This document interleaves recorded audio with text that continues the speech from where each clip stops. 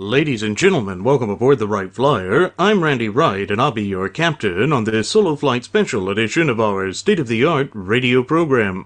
Folks, this will be the final boarding call, so if you please, claim your seats, fasten your seatbelts, kick back, relax, and enjoy the show while I go ahead and delve into the pre-flight checklist, as there really is a lot of news and information to get to before I may fully indulge you with your in-flight entertainment. Well, folks, if there is one thing that my first officer, Jeremy Grapington, and I have oft-times warned about on previous episodes of Radio Aviation Excellence, the Wright Flyer, it's that this cancerous doctrine of political correctness is threatening to strangle the very life out of this once thriving and flourishing representative republic of ours. And a lot of this has to tie into the way that the nefarious Fabian socialists are working tirelessly and relentlessly towards the complete and utter destruction of the United States of America, both as a nation and as a people. And you have to realize that what this ties into is part of their twisted ideology. The philosophy of the Fabian socialists is based on incrementally poisoning a society by indoctrinating its youth and by perverting its information media sources and outlets to ensure that the people are bombarded by a steady deluge of propaganda and nonsensical pieces that fit into their agenda. So you see, the truth becomes a great victim whenever Fabian socialists, of any flavor or caliber, attempt to sink their claws into the body politique of a particular nation. And they have been working towards this for the past century and a half, at least in the United States of America. And where do we start to see this sort of nonsensical propagandistic agenda come to full fruition within the United States, particularly with respect to this 2016 presidential election cycle? We see it in the salivating mainstream media.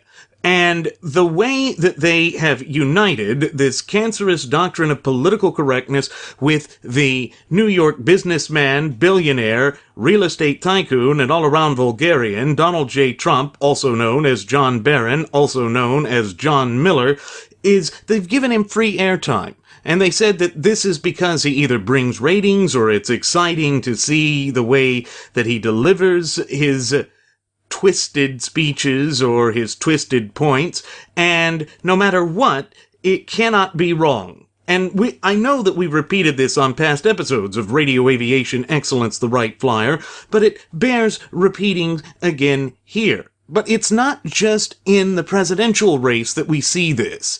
Where we also see it is with respect to the other detente members of the gutless opposition party, or GOP. Take, for instance, John McCain, who actually finds himself in a very bitter battle for his Senate seat. He's facing a true, pure constitutionalist in Kelly Ward, and she is actually giving him a run for his money. And therefore he's gone out of his way to forbid her from using his own 2010 political ad against him.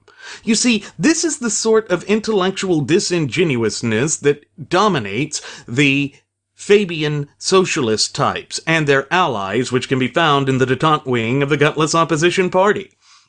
And that is part of what has disillusioned and disenfranchised so many of the true ultimate wielders of popular sovereignty in this country, we the people. And it comes down to this twisted message of control.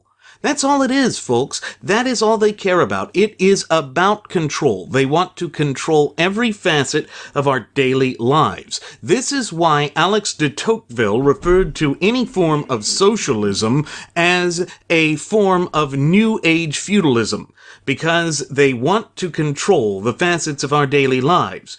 But the sharpest arrow in their quiver that they are using to essentially destroy the societal fabric of the United States is that of political correctness. Now, you notice that one of the things that Donald Trump attempted to use to truly galvanize his base of disillusioned conservatives, one of the tunes that he plays in his pipe, as he is the Pied Piper of disillusioned conservatives, is that he will not be politically correct, that he would be this great warrior against political correctness. In fact, he even had this laughable slogan or platitude, which he drudged out during the 2016 primary process, which was, "I would rather be correct than politically correct." Yet then we see when it comes to the transgender bathroom issue and various other issues, he starts to flip-flop on it. He flip-flops on everything. It's because he is consistently inconsistent. That is the one thread that runs true with respect to the candidacy of the New York Bulgarian. And already, everybody was sitting there saying that, look, one of the reasons that Donald J. Trump will be the lesser of two evils in this race of pathetic candidates, one New York big spending detentist versus another New York big spending detentist, is that he would pick good Supreme Court nominees. Well, he's already flipped on that issue. And it didn't even take a full week, folks, because he just flipped it out as of a few days ago. And now the Politistick has proof that he has flipped on this issue. And he says in his speech from March 20th that he would guarantee it personally, like we do in the world of business. "I will guarantee that those are going to be the first judges that I put up for nomination if I win."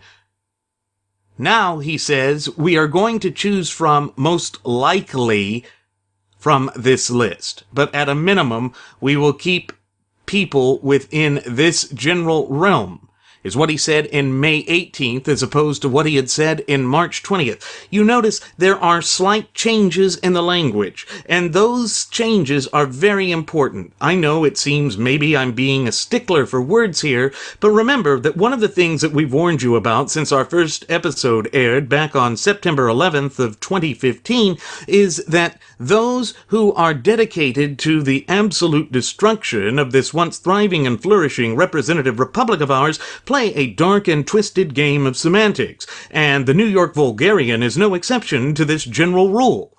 So he said that he is a man of his word. You know, that is one of the pictures that he has constantly attempted to paint throughout this 2016 presidential election cycle. But already, he flip-flops, just like with this cancerous notion of political correctness, the way that he has flip-flopped consistently and continuously on the transgender bathroom issue, and on the gay marriage issue, and on any of our institutions and traditions that we hold near and dear. They don't matter to him. Remember, this goes back to the statement that Texas Senator Ted Cruz made earlier in the primary season before officially suspending his campaign for the White House, in that Donnie espouses New York values. Well, he got that from Donnie's own mouth when he appeared on an interview with the late Tim Russert at Meet the Press back in 1999. And he said that his values would be different from, oddly enough, the voters in Iowa, because he has New York values, and that New York values are unique. Well, as we've stated on past episodes of Radio Aviation Excellence, the Wright Flyer, if you are vying to be the next commander-in-chief, if you are vying for the highest office in the land, you need to assume American values, not just a particular geographical segment of the population. Why? Because you are the chief spokesman for the entire nation. And that's a problem, because you're supposed to represent all of the people who happen to be the ultimate wielders of popular sovereignty in this once thriving and flourishing representative republic of ours. But none of that ever seems to cross the mind of the New York Vulgarian. He hasn't considered it, because remember, he, by his own admission, has never really fully read the Constitution because he's never truly found any value in it. But he went on to state, and I quote, "I am going to give a list of either 5 or 10 judges that I will pick, 100% pick, that I will put up in for the nomination. Because some of the people that are against me say, we don't know if he's going to pick the right judges. Supposing he picks a liberal judge, or supposing he picks a pro-choice judge, I'm going to get a list of anywhere from 5 to 10 judges, and those are going to be the judges that I'm going to pick. It will be one of those judges, and I will guarantee it personally, like we do in the world of business. You see, there's his March 20th statement. However, on May 18th, he immediately opened the escape hatch by saying that his SCOTUS list is not a guarantee. So he first said that it was a guarantee, but now it's not a guarantee. So you see, he is consistently inconsistent on every position. And this is going to galvanize the base of the Gutless Opposition Party, or GOP. This is what is going to convince us that he is the right choice for President of the United States of America. I'm sorry, folks, but he has given me absolutely no reason to trust the veracity of what he's saying, because he is not a man of his word. He has never been a man of his word. Think back to the way he reacted with respect to the Bonwit-Teller building, which is what was demolished to be the site of his Trump Tower. He originally promised that he would preserve the Art Deco sculptures and decorations that had become a quintessential landmark of New York City. But when he soon discovered that the skyrocketing costs of it would basically place the entire thing in jeopardy, or at least in his mind, he ordered them to be chiseled without even asking for help or even consulting those who had given him permission to go about this. But it was based on a promise. It was based on his word. Well, a man who can't keep his word is not a man that I would trust for the highest office in the land. If we handed him the reins of political power, he is so unpredictable, we just simply don't know what he would do. Like on this issue of the judges. He first said, I will personally guarantee it. Now he says it's not a guarantee. And therefore, again, he is being the quaff waffle. He doesn't want to commit to anything because he wants to be able to speak out of both sides of his mouth. And once again, this relates back to the position that he assumed with respect to the party itself. Remember, he said that it would be good if the party was unified under him, but he didn't need the full party unified, and that it's the Republican Party, not the Conservative Party. So essentially, he was telling us to go take a hike, that he had no need for us. But again, the people that are crying for a tyranny of false unity in the Republican Party are demanding that we support him because he is the lesser of two evils. How? All I see currently vying for the White House as the presumptive nominees of either of the two parties is one pathological liar versus another pathological liar. Is that truly a choice when the most important thing to us should all be the United States Constitution, the continued vitality and viability of that sacred document that, pursuant to Article 6, Clause 2, is the supreme law of the land? You see, once again, the graduates of Pavlov's School of Journalism for the salivating mainstream media won't shape the narrative in such a fashion. Why? Because it goes, once again, as always, against their propagandistic agenda of forwarding the plan of incremental socialism as devised by the Fabian socialists. Folks, there can be no question that the Democrat Party has been taken over by the Fabian socialists. And what we are witnessing occur during this 2016 presidential election cycle is an attempted hostile takeover by those nefarious Fabian socialists of the Republican Party. And the detente wing of the Gutless Opposition Party is rolling over and playing dead. They're playing the part of the shills that will just allow this New York vulgarian to redefine the Republican Party. But here's the problem. They are not engendered or endowed with the authority to do that. They are not endowed with the power to do that. The party, just like the nation, belongs to we the people. And if they think otherwise, they will be gravely shocked and surprised as this election cycle unfurls before the body politic of the United States of America in a way that they could never have fathomed. But this is what we have been warning about here on Radio Aviation Excellence, the Wright Flyer, for the past 10 months straight now. We have been sounding the alarm bells time and time and time again, and yet our warnings, for the most part, have gone unheeded by the Branch Trumpidians and by the detente wing of the gutless opposition party.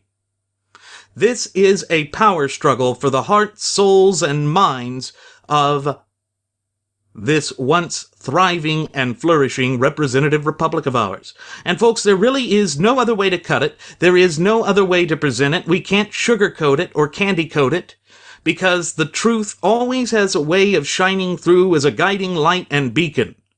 And it will set us free, but we have to be willing to listen for it. We have to be willing to search for it, and we have to be willing to take a principled stance, even if that means standing by ourselves. And the reason I say that is that the conservative movement is more important than the penultimate concerns of such things like the economy, such things as the Supreme Court.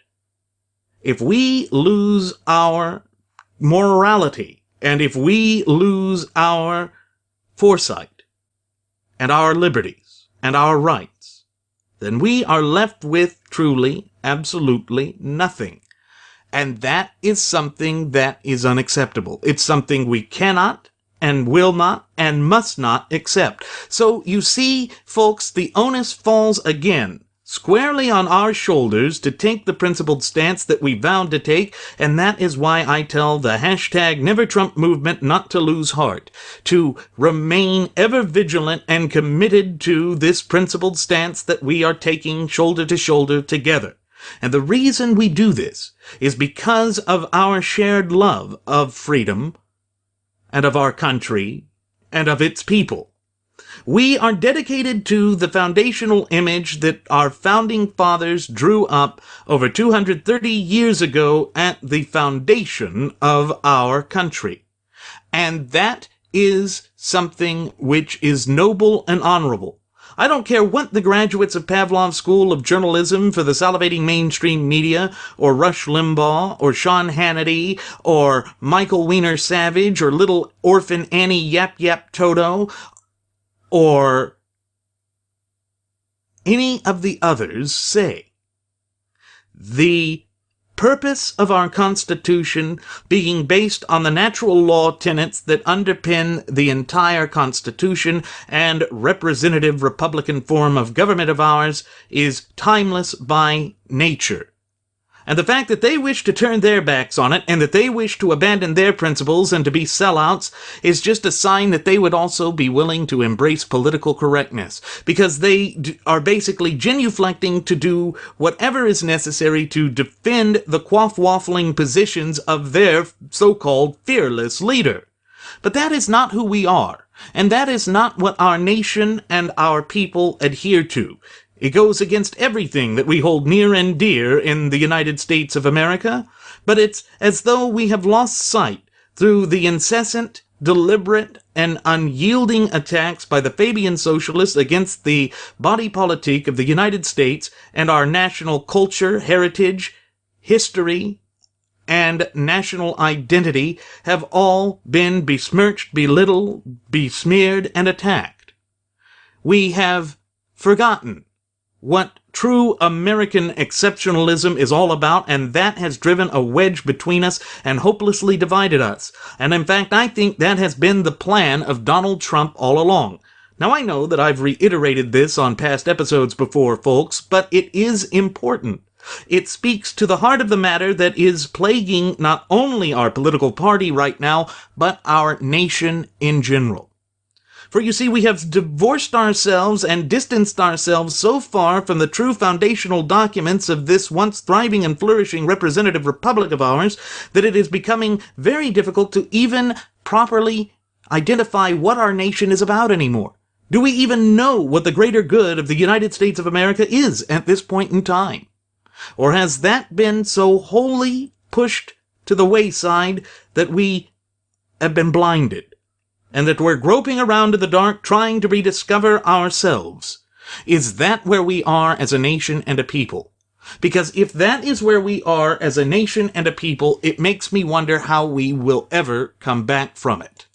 Political correctness is being utilized as a weapon to bludge the true ultimate wielders of sovereignty in this country, we the people. And that is by design.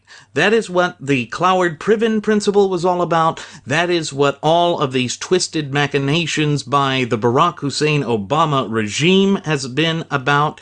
And it is very destructive for the nation. It means that we're unsure of anything, because moral relativism is a central tenet of this disastrous doctrine known as political correctness.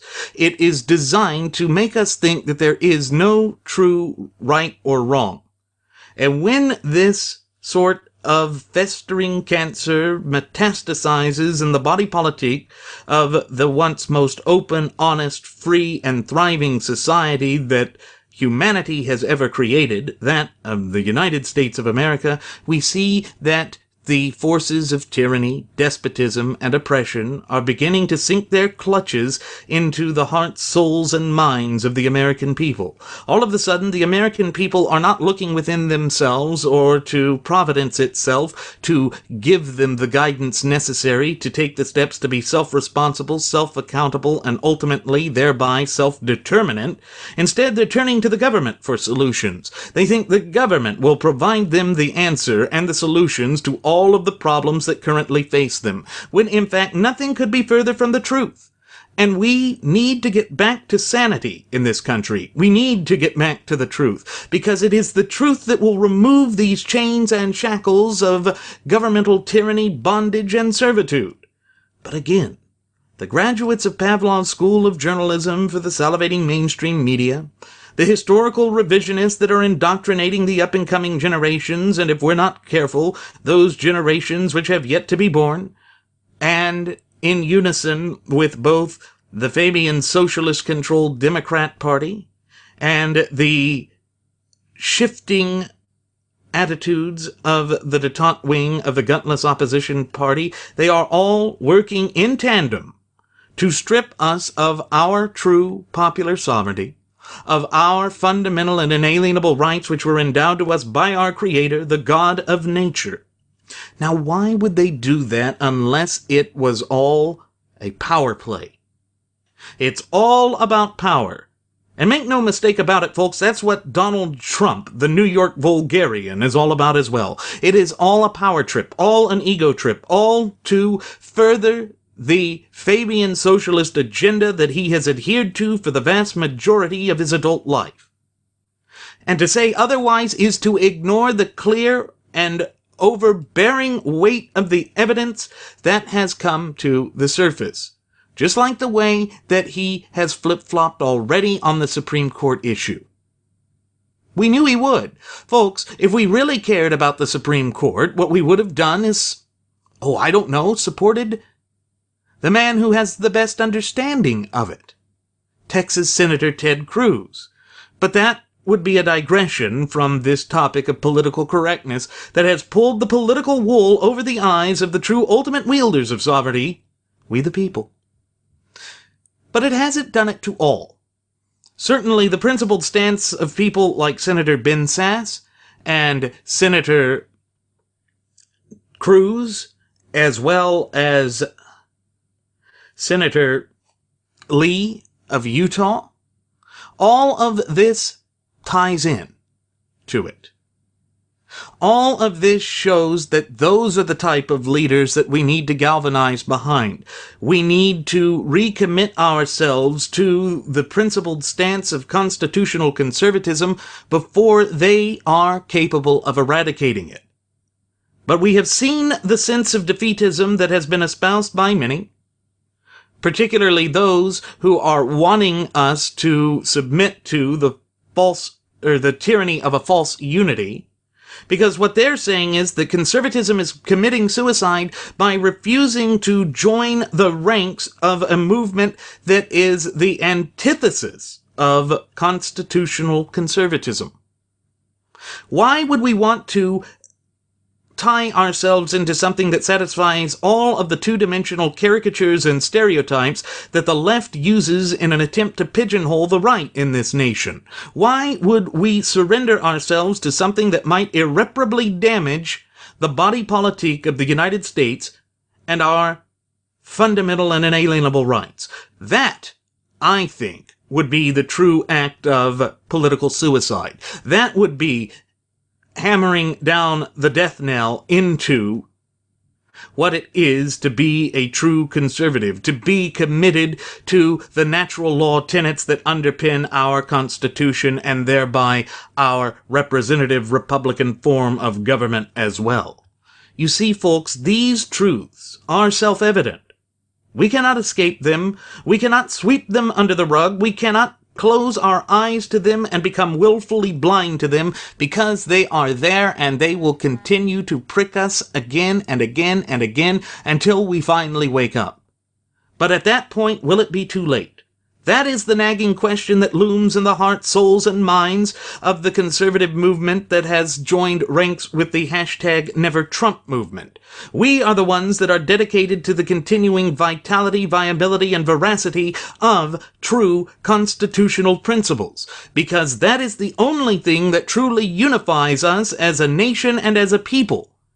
But the narrative has gone so far astray from that it is becoming difficult to convince people of that. And the sense of defeatism that has sunk into the hearts of many makes this task and goal all the more difficult to achieve.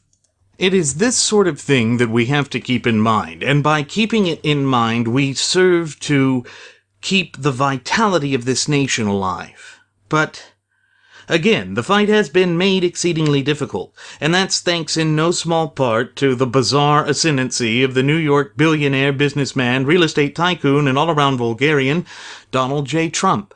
But we have to, again, remember that this once thriving and flourishing representative republic of ours was made great because it is greater than the sum of its parts.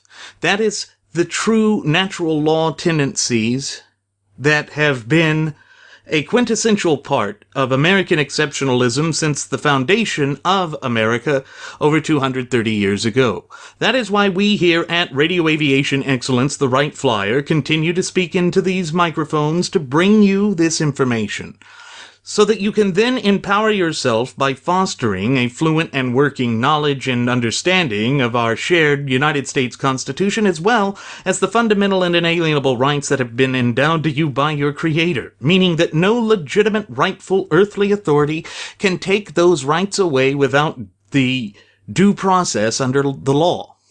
It is an incredibly powerful aspect of who we are, both as a nation and as a people, that is being besmirched, that is being tarnished and belittled by these nefarious Fabian socialists and their allies in the graduates of Pavlov's School of Journalism for the salivating mainstream media, and the historical revisionists that have infiltrated and infested our institutions of education from coast to coast and border to border, as well as the detente wing of the gutless opposition party.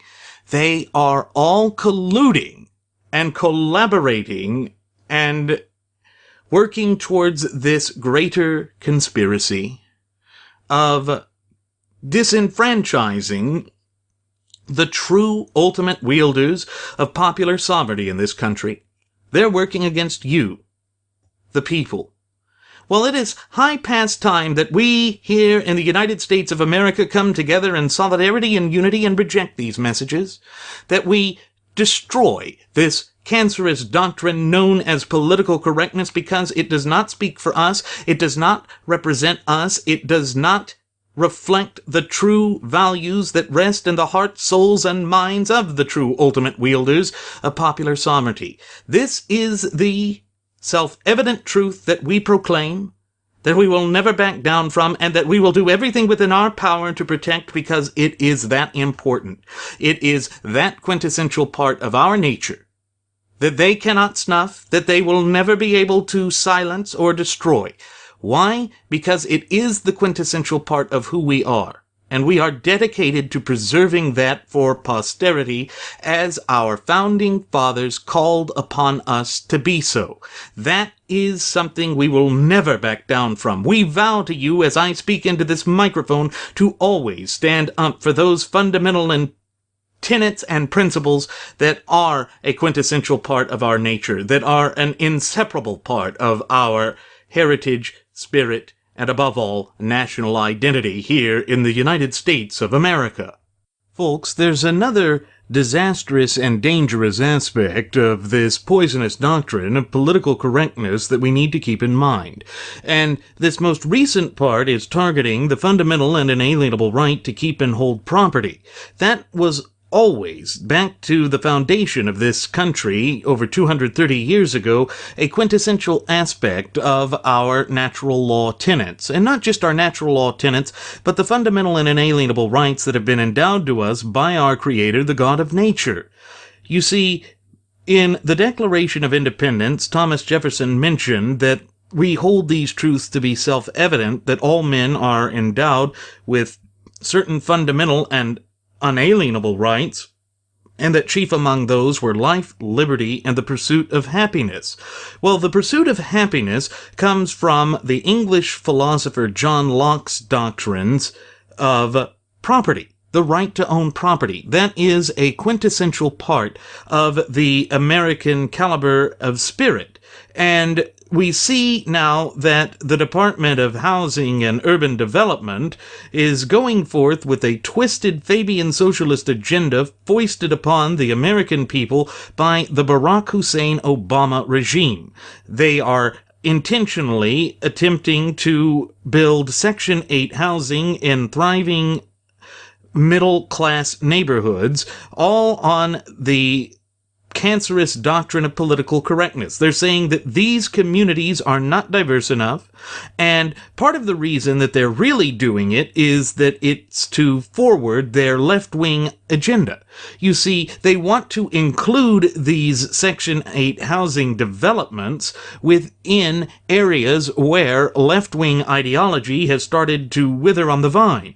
They want to increase their power, thereby ensuring that Fabian socialism remains viable. Of course, this is intellectually disingenuous. It's violative of the supreme law of the land, the United States Constitution, and it goes against the wills, hopes, desires, but above all, the consent of the American people. Because if you pause for a moment and take a step back and look at the totality of the circumstances, the natural law tenets that underpin this entire representative Republican form of government of ours traces itself back to the document that was signed on the field of Runnymede in England back in 1215, known as Magna Carta. That is where the consent of the governed started, and it was expanded upon throughout the successive generations and centuries until our founding fathers perfected it with the notion that the true, absolute popular sovereignty rests in the hands of we the people. You see, that was the truly revolutionary aspect of the American Revolution. That was something that had never been tried before in the annals of history and was truly revolutionary. It also explains why our Constitution is the longest contiguous running constitutional document in the breadth and totality of world history. That's not some small accomplishment. That's not something to merely blink at or to think how quaint and cute or antiquated that document has become. Because it is based on natural law tenets, the natural law is by its very nature timeless, meaning it's just as applicable today as it was 230 years ago, as God willing it will be 230 years from now. But again, it rests upon our shoulders and our shoulders alone to proactively maintain and safeguard and protect these notions for posterity.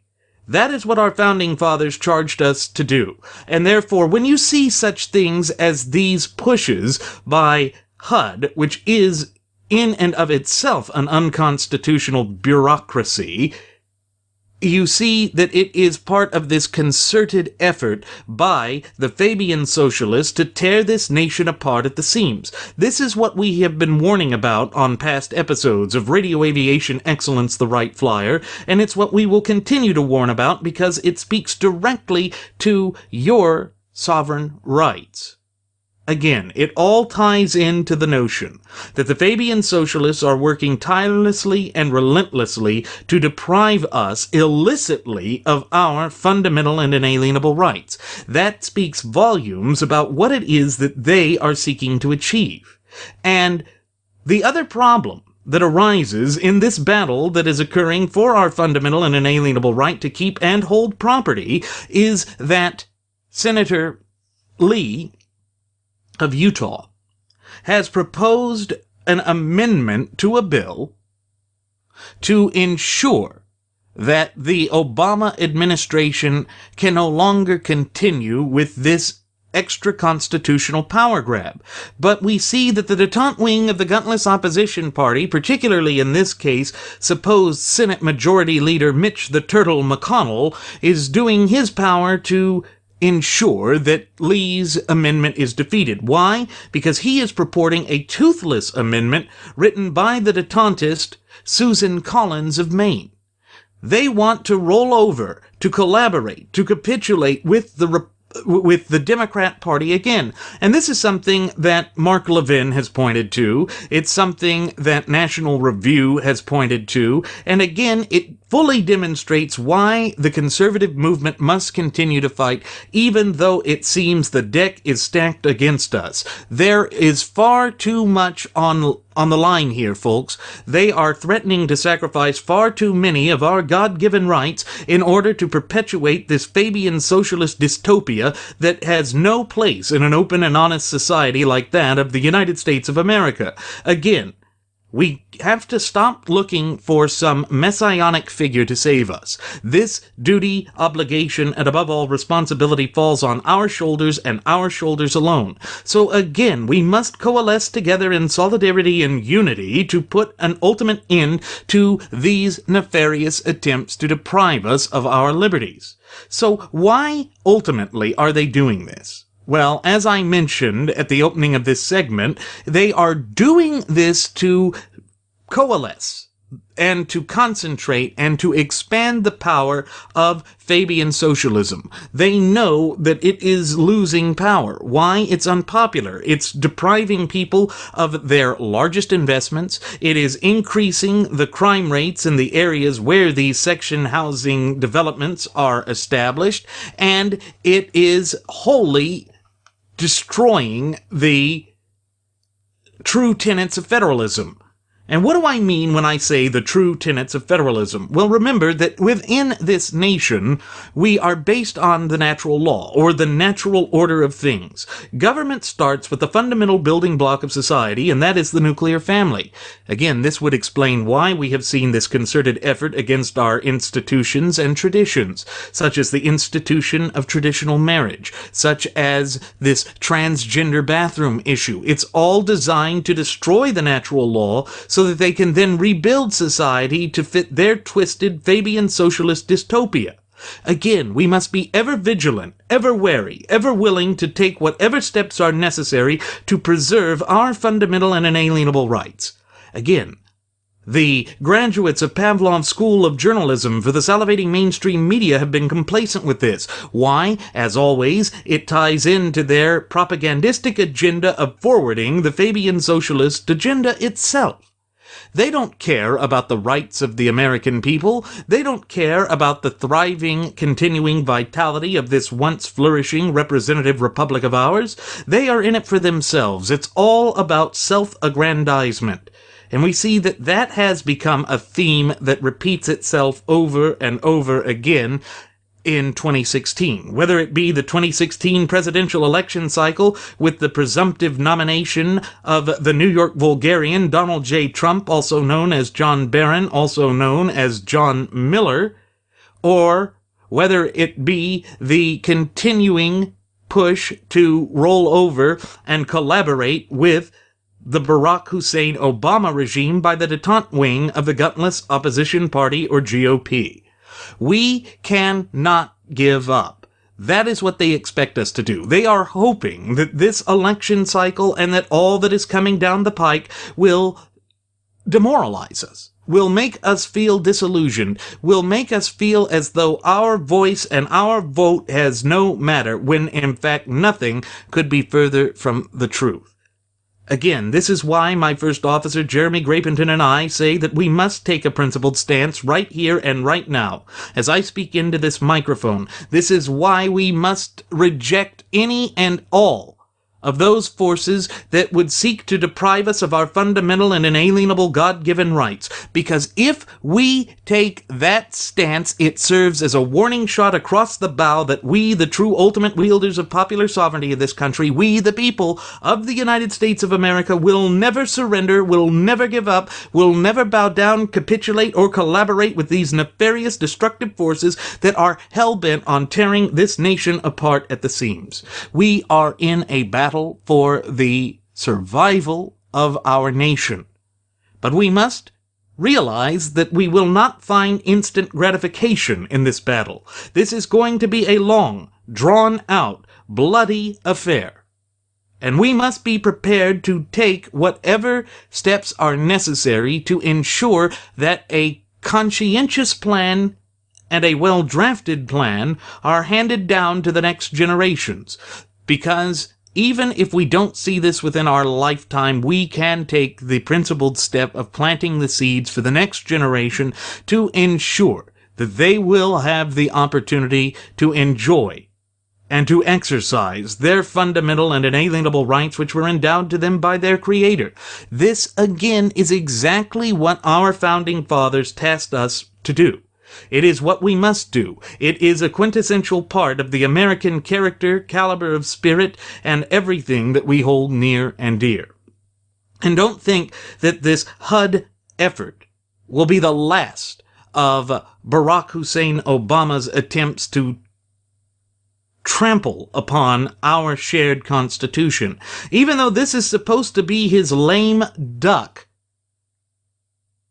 time, his lame duck term as president, the detente wing of the gutless opposition party is determined to give him whatever he wants. We saw that with the betrayal by House Speaker Benedict Arnold Paul Ryan when he gave him the Cromnibus bill, even though he had spent so much of his time, particularly with respect to his vice presidential bid back in the 2012 election cycle, stating that we needed a balanced budget.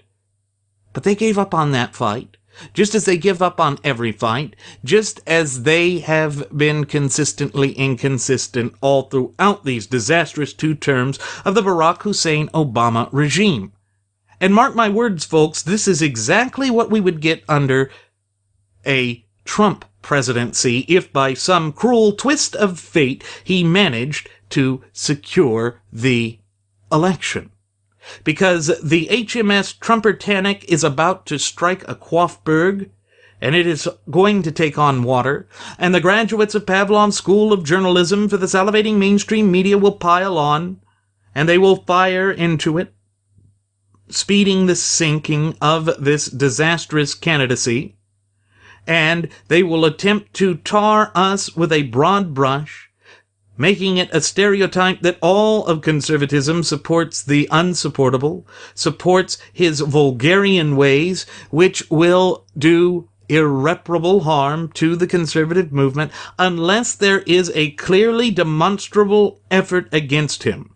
And not just against him, but against all of these extra-constitutional efforts by the Obama regime, by the detente wing of the gutless opposition party or GOP, or by these various other nefarious groups. Because when we take a step back and look at everything that is unfurling before our very eyes, we see that this is a concerted effort to destroy all that we hold near and dear in this once thriving and flourishing representative republic of ours. And it is intentional.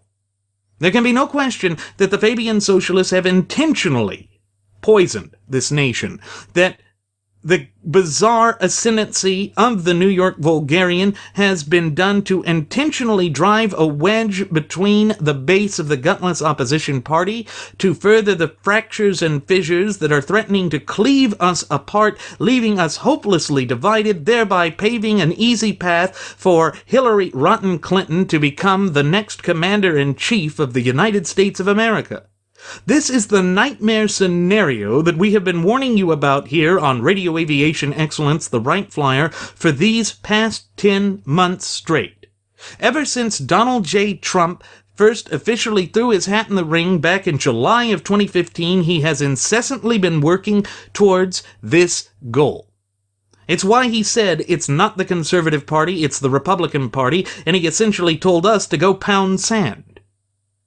Well, in this election cycle that was to be ours to win, when we're facing all of these drastic and dire changes to our country, all to forward the mantle of this twisted and poisonous doctrine of political correctness, we cannot allow ourselves to be such an easy target for the forces of disunity. But that also means that we must not fall victim to a tyranny of a false unity. Because again, the false narrative and the false basic picture that they're putting forth here, this false perception, will be used as a weapon to bludgeon conservatism and true principled constitutionalists for generations to come.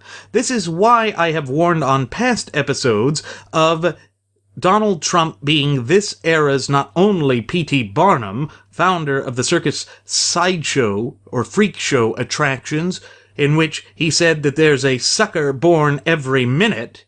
No, he is also the Herbert Hoover of this generation. The graduates of Pavlov's School of Journalism for the salivating mainstream media are hoping to paint a picture of conservatism as a failed doctrine and ideology, one that embraces all of the two-dimensional caricatures and stereotypes that the left attempts to pigeonhole the right with in this once thriving and flourishing representative republic of ours. Whether it is this erroneous, ridiculous, or ludicrous notion of the false Republican war on women, or whether it is these claims of a war on minorities by the Republican Party, the support that Donald Trump has received and the refusal in public on numerous occasions to disavow these supporters that have gone out and made death threats, that have played pre-recorded speeches of Hitler on the phone to a Jewish reporter that wrote a somewhat unflattering narrative about Melania Trump or Melina Trump. This sort of madness has to stop. Yes, the reporter maybe shouldn't have said those things, but it's her First Amendment right to do so. It is not a First Amendment right to attack her, to threaten her life. That is a criminal act. And again, all of this is being ignored by the Branch Trumpidians. They don't care. They claim that these efforts to supposedly destroy Donald Trump will only galvanize support for him. I don't see it that way. Maybe that's what's happened. I don't think so. I think that people have just become willfully blind, and either way, no matter how the dominoes fall in this election cycle, we, the people, the true ultimate wielders of sovereignty in the United States, are the ultimate losers because of it. Because either way, we are getting a Fabian socialist who does not care about the foundational documents of this nation, that does not care about the supreme law of the land, which, pursuant to Article 6, Clause 2 of the United States Constitution, is none other than the United States Constitution itself. These are the stark, harsh realities that we must accept. And either way, Donald J. Trump will not be successful. This will be his 7th bankruptcy. But in this case, it's moral bankruptcy, because he has no moral compass whatsoever. He is consistently inconsistent. He delves into ad hominem attack after ad hominem attack, and that will not fly, particularly when the graduates of Pavlov's School of Journalism for the salivating mainstream media turn against him, as they have already started to. And he's already going to try and open an escape hatch, as he has on every other significant issue that matters to conservatives. Because again, by his own admission, he's trying to woo over the Sanderistas, the supporters of Vermont Senator Nerdface Boyd B. Sanders. But again, it's not going to work, because he is the personification of all that they loathe and despise. Because if you recall, what has been the thread for the left?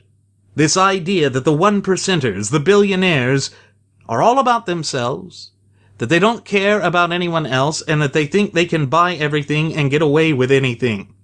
Well, when Donald Trump makes statements like, I could go out and shoot somebody on Fifth Avenue and I wouldn't lose a single supporter, that galvanizes and lends false credence to these ludicrous claims by the frothing at the mouth left in this country. He is the dream candidate for the Fabian Socialists because it will forward their agenda, and I think that has been part of the design all along. In fact, I think that is really the true reason why he ran in the first place. Now, I don't think he suspected in his wildest dreams that he would do as well as he has. But I do think that this was all about either propping up Hillary Clinton, or now that his ego has kicked in, it is going to be about furthering his own Fabian socialist agenda. It is why he flip-flops on every single issue. And when we have something like this housing thing, this affirmatively forwarding fair housing, which all of those words are part of that twisted game of semantics, and we see that our First Amendment rights are being attacked with that as well, because they want to possibly pursue criminal charges just because city councilors questioned the proposed plans. That shows that there is a jackbooted, thug-like mentality within the federal government. But we see that same jackbooted, thug-like mentality with some of the Branch Trumpidians. And it doesn't matter whether that is a small yet loud minority. The graduates of Pavlov's School of Journalism for the salivating mainstream media will blow it up out of proportions, will exaggerate it. Why? Because they always do that to push forward their twisted Fabian socialist machinations and propagandistic agenda. That has always been the way that they play this out. Except in the case of Donald Trump, he will be the easiest candidate for them to ever do this. And that is why they pushed so diligently, so hard to get him in there. But we see that Roger Stone, his little buddy there, his favorite ad hominem weasel and mushroom, is saying that the first thing that Donald J. Trump should do, his first action as President of the United States of America, should be to pull the FCC license for CNN. That's cute. That's real cute. Again, another assault on the First Amendment. We already know that he claimed that he wants to open up our libel laws by getting rid of the public figure exception so that he can then attack anybody who speaks out against him. He says it's terrible when people speak out against him. He attempts to attack them and to assassinate their character. These are the acts of a mafia don, not a principled president of the United States of America. This is a dangerous precedent that we are setting for ourselves in this once thriving and flourishing representative republic of ours. And to ignore it would be to ignore the great weight of the concentrated evidence that is there for all to see if they are willing to look at the totality of the circumstances in an objective fashion. Again, we have to recall that there is a greater good in the United States, and that we have to stand up for that greater good, and that Donald J. Trump can never, never has, and will never support that greater good. And the reason that I can say this with the supreme amount of confidence that I am speaking it into this microphone right now is because Donald J. Trump, for nearly 70 years now, has only ever cared about Donald J. Trump. Nothing will change that. That has always been the central pillar of his character. And it is why he has acted in such an outlandish way. It is why he funded things like the Gang of Eight, so-called comprehensive immigration reform. And we have said that he has embraced this cancerous doctrine of political correctness before, because if you recall in 2012, he chastised then Republican nominee Mittens Romney's self-deportation plan as being too hard-hearted and mean-spirited. So now, where is he going to build the wall? He's going to build the wall between the Republican Party to leave us hopelessly divided, to pit us against one another in the tried and worn-out tactic of divide and conquer. And he's doing this at an accelerated pace. Do not expect him to become more conservative as the time goes on. Expect the exact and polar opposite of that. Because that's what Paul Manafort said that he would do when he had that meeting with the détente wing of the gutless opposition party, or what is known in the common vernacular as the establishment wing of the GOP. He said that he would be able to assume any position, and Donald himself said this as well, that he could custom tailor his message to a particular audience. And sure, we'll hear the same tired, worn-out excuse that this is just the cost of doing business. But folks, the United States of America is not a business. Unlike what Donnie says, not everything is up for negotiation. Our fundamental and inalienable rights, which were endowed to us by our Creator, those are non-negotiable. The fundamental tenets contained within the clear and concise language within the four corners of our shared United States Constitution, those things are non-negotiable. Our heritage, our future, our hopes, dreams, and aspirations, those to be diminished by government, that is unacceptable, intolerable, and will definitely not be on the negotiation table. Basically, what Donald Trump is doing is playing a con game, and we are his marks. And he thinks that we're so stupid that we won't see through it. That, again, just reiterates the importance of the hashtag #NeverTrump movement and why we must remain committed to it. Because if we turn our backs onto it, we are turning our backs onto our representative Republican form of government, and more importantly, onto our fundamental and inalienable rights. And don't let those bullying forces that are pushing for a tyranny of false unity attempt to say that a vote against Donnie is a vote for Hillary. No. That is ignoring the true notion here that our vote is to vote our conscience.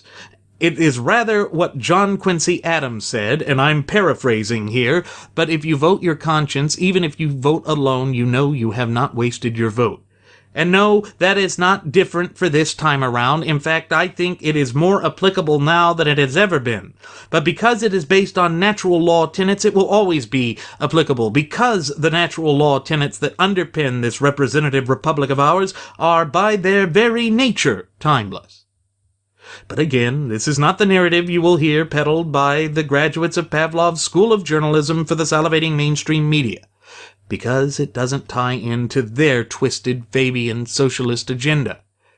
And remember, they will make us their favorite scapegoats, the détente wing of the gutless opposition party. We're already hearing it. We're already hearing that if there is any potential defeat of the New York Vulgarian, that it's the fault of conservatives who cannot stomach or stand him.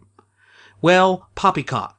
We're not going to buy into that. We're not going to further this leftward slide of our party, and we're not going to allow the death spin of our once thriving and flourishing representative republic to continue and have our endorsement to it by placing our name next to a candidate or in support of a candidate who we wholeheartedly disagree with.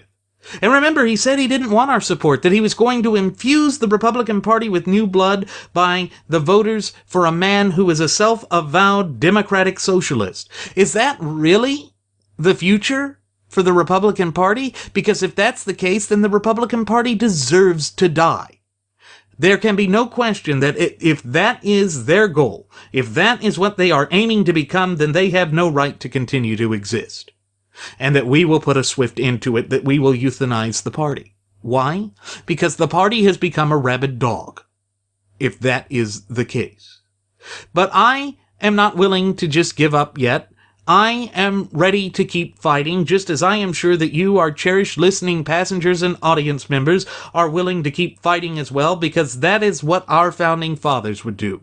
We would continue to stand up for all that is right in this nation and to refute anyone that is a direct threat to that, whether they have an R or a D after their name. That just speaks to sound logic and common sense.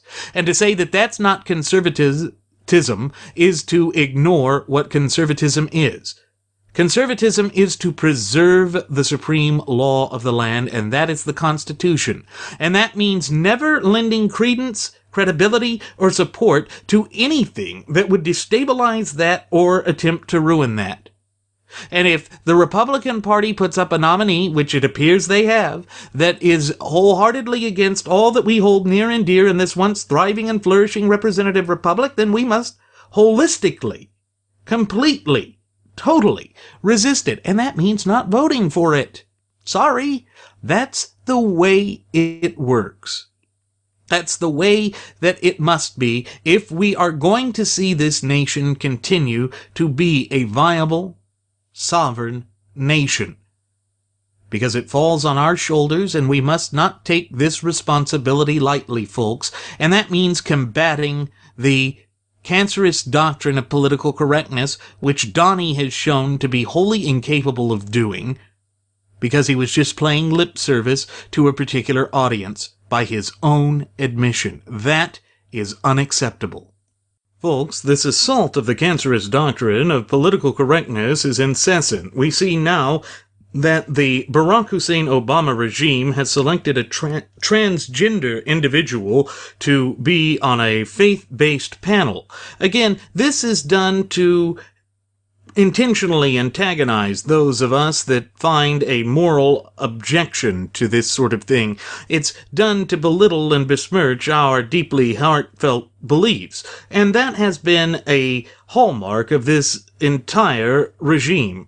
Ever since Barack Hussein Obama first seized the reins of political power in this once thriving and flourishing representative republic of ours back in January of 2009, he has doubled down on his efforts to fundamentally transform the United States. In fact, he even said that back on the campaign trail back in 2008. He said that we were 5 minutes away from fundamentally transforming the United States. And we see that it's this same sort of thing that is always played out with these Fabian socialists, and it is done with the purpose of tearing apart the natural order of things, or the natural law tenets that underpin this entire representative Republican form of government of ours. And remember, that goes back to something that I mentioned in the past 2 segments, that the fundamental building block of society is the family. That is the first stepping stone of government. And the reason that the Fabian socialists have put this into their sights is because they want to holistically destroy the system that currently exists, because that is the only way that they will ever be able to adopt their twisted, radical agenda.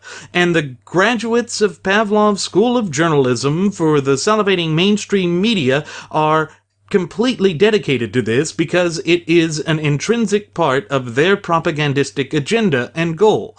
And we see this from a report that came out of HuffPo, where they basically engaged in this blasphemous statement that Jesus was the first transgender.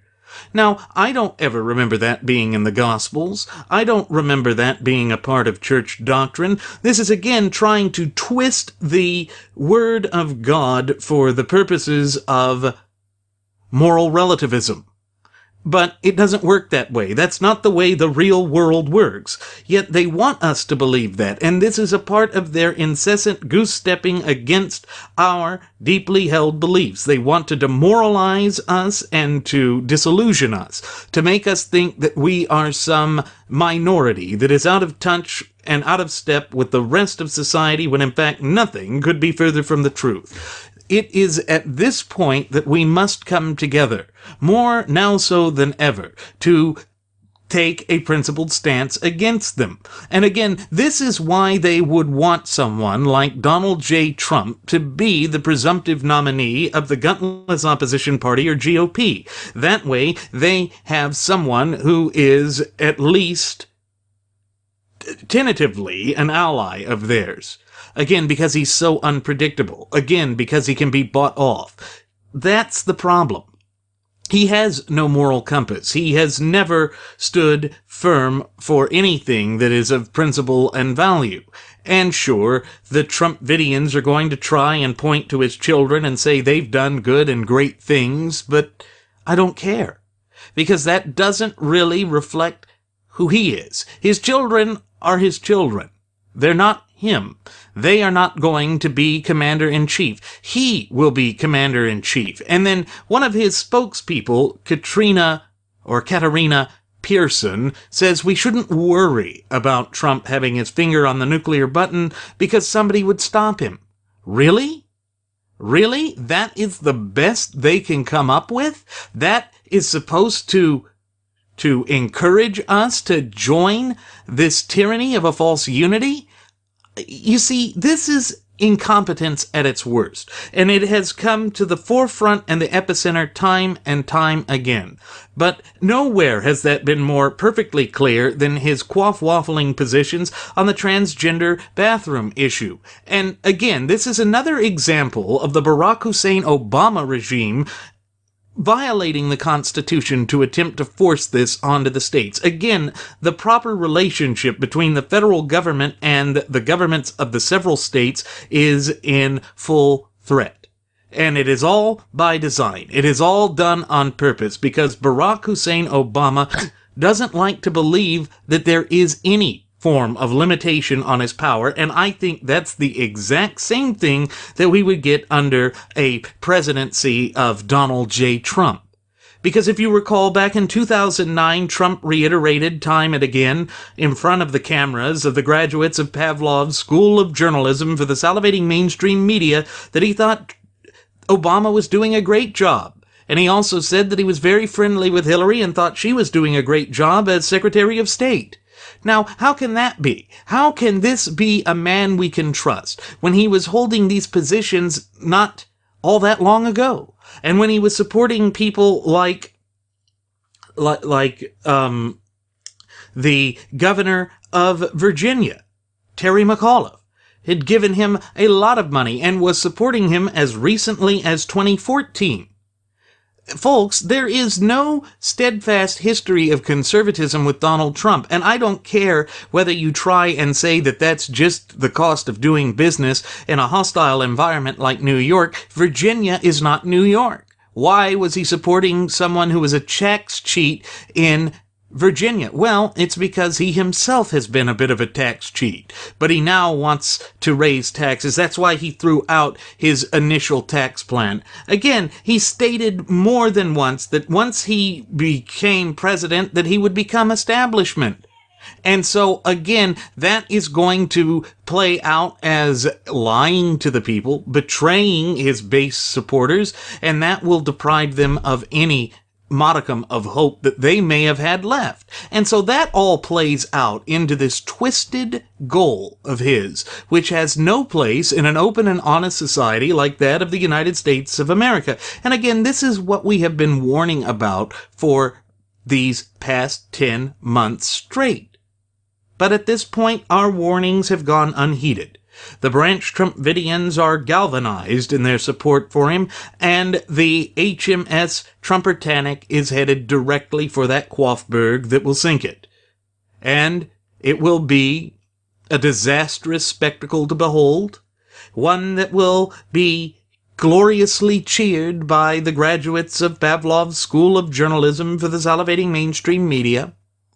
And it means that we will have to come back and rebuild and hopefully be able to continue to advocate and to advance the constitutional conservative agenda. And even if Trump manages to win the presidency, we will still work to bring up a primary challenger to make this a battle like that occurred in 1976, because it doesn't matter whether he wins or not. He is not going to change who he is, and he's already said that he's not welcoming conservatives, or that he doesn't want true constitutionalists involved with the process. And therefore, that means he is inviting us to challenge him. That means that he is inviting us to stand up to him, because we see that all that we hold near and dear in this once thriving and flourishing representative republic of ours has come into the crosshairs not only of the media, but of all of the government. Again, it's why those who are in the detente wing of the gutless opposition party are caving. Look at Trey Gowdy, who has endorsed Donnie Trump now. There's another man. Why have we not seen any progress made on the Benghazi issue? That's right, he's purposefully stalling. He is purposefully not using the powers that are at his disposal to really rein in the former Secretary of State and presumptive nominee of the Democrat Party. Again, they're colluding together, they're working together, and it's all against the best interest of we the people. And as we see this, we see that it is all done to continue their power, to aggrandize power for themselves, and that would certainly fit in with Donald Trump's message. That would fit the way that he wants this to work, because he has always been about himself, and he will do anything that he can to push himself. And it's funny, we see that with the transgender bathroom issue, that there's also a push by Obama's Department of Education to do an in-run on campus sexual assault guidelines.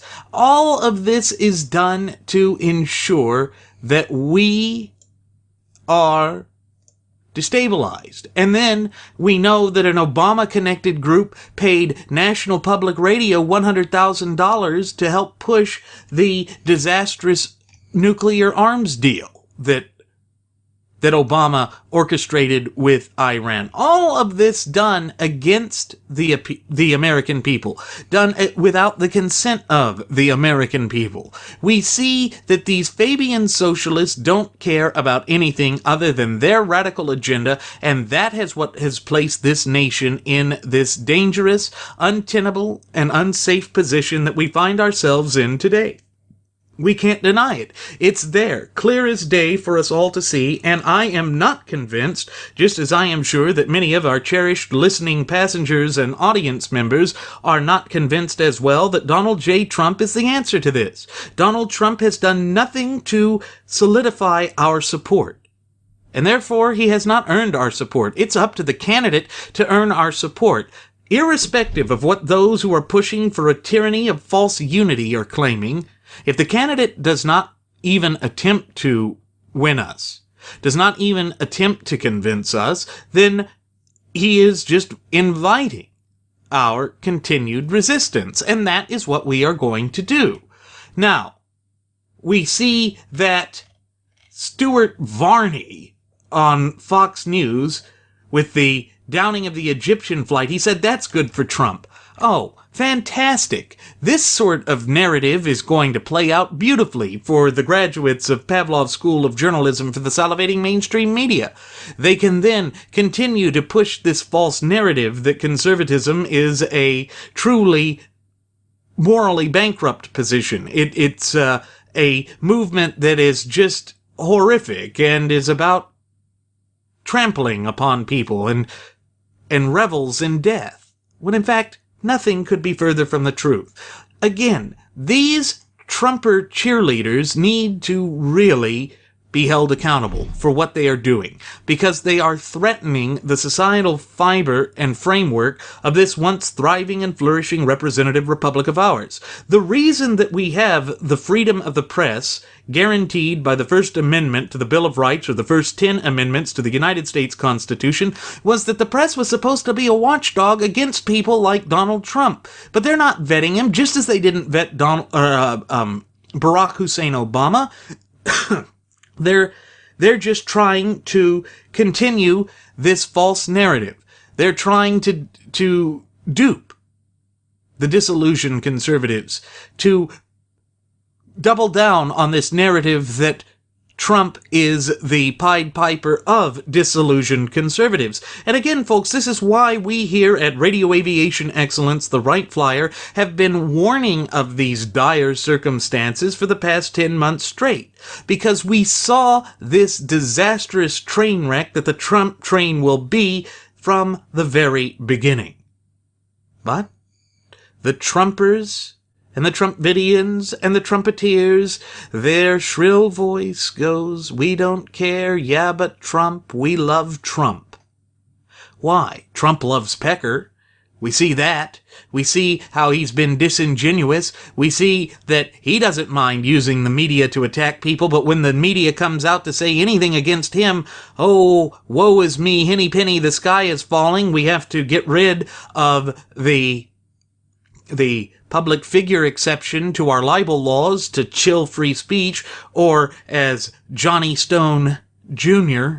says, we have to basically pull the license, the FCC license of CNN. Why? Because it said something against Trump. These are all the twisted machinations of a totalitarian movement, and that has no place in an open and honest society like that of the United States of America. We have got to return to sanity and intelligence in this country.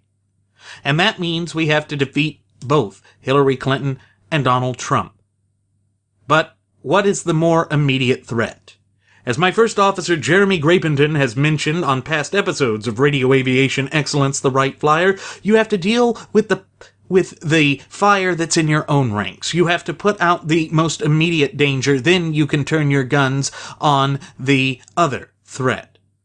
Hillary Clinton's a known evil, but she will not be as effective as people are trying to make her out to be, because she will overstep her bounds, because she has no moral compass either. And as Alexander Hamilton said, one of the few correct things that he ever said was that if we must have an enemy at the helm, wielding the reins of political power, I'm paraphrasing, of course, then let it be someone for whom we are not responsible, and someone whom we can wholly oppose. That is what's important. That is the stance we have to take now and then aim for the next election, because we need to have people come back to their senses and to see that the Constitution is the only thing that matters. Remember that I've said all throughout the 2016 presidential election cycle that the only litmus test that really matters, and the only litmus test that we should be applying to the candidates to determine whether they are qualified to be president of the United States or not, is the Constitution itself. That constitutional framework we have to continue to stand for. We have to continue to hold that near and dear, because that's the only way that we're going to be able to stand up to these unconstitutional efforts to redefine morality in this country, to normalize this perverse and unacceptable behavior, and to destroy us. It falls upon our shoulders. And so, again, it is more important now than ever that we stop looking for some messianic figure to save this nation. That won't work because of the way this nation is designed. If we hand the reins of political power over to someone who claims that he or she has the power to save this country, he or she also then claims to have the power to destroy this country. That's what has led us to the madness that we have suffered under during these disastrous 2 terms of the Barack Hussein Obama regime. You see, folks, it's all part of that overarching picture, and the Constitution is the key that will free us from the chains and shackles of governmental tyranny, oppression, bondage, and servitude. But we have to believe that, and we have to maintain hope and faith in that, not the hope and changey that Obama talked about. This is real and concrete. Faith in the Constitution, faith in our representative Republican form of government. There is nothing abstract about that. That is a concrete reality, and it is one that we must stand up for, because that is the way in which we will really bring about the revitalization and spark off a renaissance in the United States of America like has never been seen before in the course of human events. But it means that we have to be all the more determined, all the more vigilant in proactively maintaining and safeguarding our fundamental and inalienable rights. And that means standing up to any and every candidate who is diametrically opposed to those things, whether they have an R after their name or a D after their name. That's the irrelevant part. The fact of the matter is they are all working against our best interests. And Donald J. Trump is no exception to this. He's even said that it's all about him. And he said that because, and when he said that if he loses, it's all just a colossal waste of time and money. Not that if he loses, it would be detrimental to the American people. That's not his frame of mind. That's not what he cares about. That's never what he really worked towards or sought to implement. It shows he is just about himself.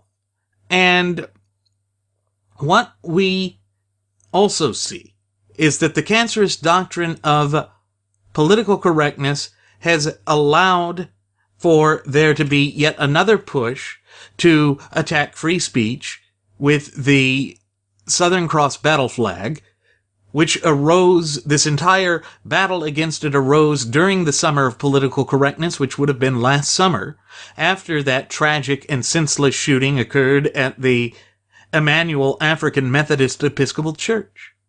And they say that anyone who wants to honor their ancestors who fought for the Confederacy by laying the battle flag at one of their graves should be chastised. Now, of course, there is a provision within this bill that the little flags can be laid by individuals, but only on 2 days, Memorial Day and Confederate Memorial Day. I'm sorry, but that is Congress making a law which infringes upon the right to free speech. Because, yes, these are VA-run cemeteries, but guess what? That's the government now telling individuals that they can only exercise their free speech in a certain way. It is not content neutral, and yes, there is a societal value in allowing people to express their opinions and feelings and support for their loved ones. They don't see the cruelty of their actions. They don't see the duplicity of their actions or the tyrannical nature of what it is that they are orchestrating against the true ultimate wielders of sovereignty in this once thriving and flourishing representative republic of ours, we the people. Or they do, and they just don't care. And I have a feeling it's more of the latter rather than the former, because this has been what the juggernaut of political correctness, which is just a tool utilized by the Fabian socialists to tear this country apart at the seams, is all about. It's not about free speech, it's about destroying free speech. It's about silencing anyone who disagrees with them. Why? Because they know they cannot compete in the marketplace of ideas. Well, we need to come together in solidarity and unity and stop this madness. Donald Trump ain't gonna do it. And the detente wing of the gutless opposition party ain't going to do it. People like Ted Cruz would, people like Mike Lee would, people like Steve King would, but not the detente wing, not Benedict Arnold Paul Ryan, not Donald Trump, not Chris Christie Hamburger. No, those people are the ones that have pushed this. Those are the people that have betrayed us and have worked against our best interests as a nation and a people, and it is time that we put an end to them. And their careers need to come to an end. That's not disloyalty to the party, that's standing up for our principles. Since when has it become a bad thing to believe in morality, to stand by your deeply felt beliefs? Because if you turn your back on it, you're nothing more than a charlatan. You join their ranks. You tentatively and tacitly support and approve what they are doing, and that is how the graduates of Pavlov's School of Journalism for the salivating mainstream media will paint it. They will stereotype us all. So the holding your nose and voting for the lesser of two evils is voting for your own loss of credibility. And remember that our founding fathers believed that the sacred honor that they held was more important than anything else. That is what's more important than anything else. But what's interesting is we see that Trump campaign staffers have gotten into a public screaming match over Paul Manafort's promotion. There is an outright civil war waging in the Trump camp. Oh, but he hires the best people. Remember, that's another reason that we should accept the tyranny of false unity. That Trump does these good things, these wonderful things, he's such a great businessman. Then why has he been so inept at running this campaign? Why has he been such a vulgarian? Why has he not been able to show true leadership? Oh, that's right. It's because he is a vulgarian, and that's now a virtue. Except it's not. That is not a virtue. That is a vice. A vice that is intolerable and unacceptable and should be outright rejected by the people. And I think ultimately he will be outright rejected. November 8th is going to be a dark day for the United States of America, but it will begin the purging that is necessary within the rank and file of the Republican Party so that we can start building a constitutional movement. That is what Texas Senator Ted Cruz told us to do shortly after suspending his official bid for the White House. That is what we must do, because now more than ever we must fight for conservatism against all political foes and those who are diametrically opposed to those true, real-world, practicable solutions that are found within the confines of our Constitution, within the clear and concise language that is contained within the four corners of that sacred document. You see, that is our duty and our obligation and our responsibility. That is what we swear allegiance to. It's not to the individual. It's not like how Trump demanded that the voters of his during the primary process swear an oath of allegiance to him. That is diametrically opposed to all that we hold near and dear. It's as my first officer, Jeremy Grapington, has said on numerous occasions. You either support the Constitution or you support Donald Trump. You can't support both. Sorry, that's just the fact of the matter. A man who says he's never fully read it because he's found no value in it is not someone whom we should entrust with the reins of political power. But that does not mean that Hillary Clinton's acceptable either. We don't find either of these two candidates acceptable. But the false narrative that's going to be peddled by the graduates of Pavlov's School of Journalism for the salivating mainstream media, and by the detente wing of the gutless opposition party, and by those other nefarious forces that are pushing for a tyranny of false unity will all be about that. They'll say, yeah, I don't care what his positions are with the transgender bathroom issue, or that he's been consistently inconsistent with it. Why? Why does that not matter?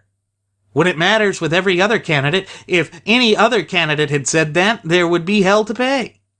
And you see, that is the intellectually disingenuous part of the entire Trump movement. Let the Trump movement go down as a blemish in history, as a warning against being willfully blinded by raw emotionalism, because that leaves you susceptible to easy manipulations by charlatans, con artists, snake oil salesmen, and carnival barkers. Because that is where we are as a nation and a people right now. We are looking upon the most disastrous presidential election cycle that has ever unfurled in the history of this nation. And it's because of this unwillingness to open our eyes, our hearts, and our ears to the reality of what is just out there and what the various candidates stand for. And therefore, if you really look at it, what is the difference between Hillary Rotten Clinton and Donald Trump? Oh, well, Trump's pro-life, except he's wanting to change the platform on abortion. Oh, well, Trump's for free speech, except that he wants to destroy the public figure exception to our libel laws. He's got his own followers demanding that we yank the FCC license of media organizations that disagree with him. No, none of this is rooted in the Constitution. None of the promises he's made are rooted in the Constitution. And then to reiterate what he said in that CNN town hall meeting from months back, that the three most important things that the government ought to do is to provide health care, education, and housing. Really?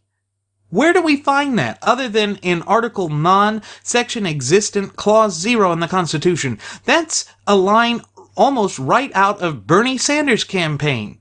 Oh, but he's the lesser of two evils. Evil is evil. And it's time we stop supporting the lesser of two evils. It is time that we start standing up for what we believe is right. It is time that we take a principled stance. And that is why the Never Trump movement is more important now than it has been throughout this entire primary process. It is better to go down to a principled defeat than it is to win through lies, deception, and vile tactics. Because that would send a message that such things are tolerable, that we accept such things, that we embrace such things as being a holistic part of who we are, both as a nation and as a people. And I am not ready to surrender that ground. I am not ready to allow them to redefine us, to define our movement in such a way when nothing could be further from the truth. That is why we will take the principled stance that we did. That is why we are the new resistance. And just as we promised you, we will not back away from that. We will not abandon that position, because that is the position we feel deep within our hearts is the necessary position to take. We also feel that that is the position that our founding fathers would expect us to take. They would expect nothing less from the true ultimate wielders of popular sovereignty in this once thriving and flourishing representative republic of ours, we the people. And that is why we are dedicated to it. Now, with that said, it is time for us to begin our descent. I'm going to go ahead and send the flight attendant back for one last round of alcohol. You can be guaranteed that she'll provide you with Rebel Yell bourbon if you want that, because that would not be bowing or capitulating to political correctness. You will also be able to leave politically incorrect statements either here on our YouTube page or on our Facebook page or our Google Plus page. And you can find more political incorrectness at our Twitter account, which is at Radio Aviation EX. One more time, folks, at Radio Aviation EX. And there you will find the departure board that lists my personal Twitter account, the personal Twitter account of my first officer, Jeremy Grapenton, as well as our Blogspot page, which includes audio blogs, and our Cafe Press account, where you'll find politically incorrect things that you can purchase. Things like drinking glasses with our logo or our first class passenger logo, clothing, apparel, hats, neckties, keychains, iPad covers, Android tablet covers, iPhone and Android phone covers. There's so much there that you're sure to find something that you'll like. Once again, ladies and gentlemen, I'm Randy Wright, and I want to thank you for flying the Wright Flyer. We will see you next time. Do take care.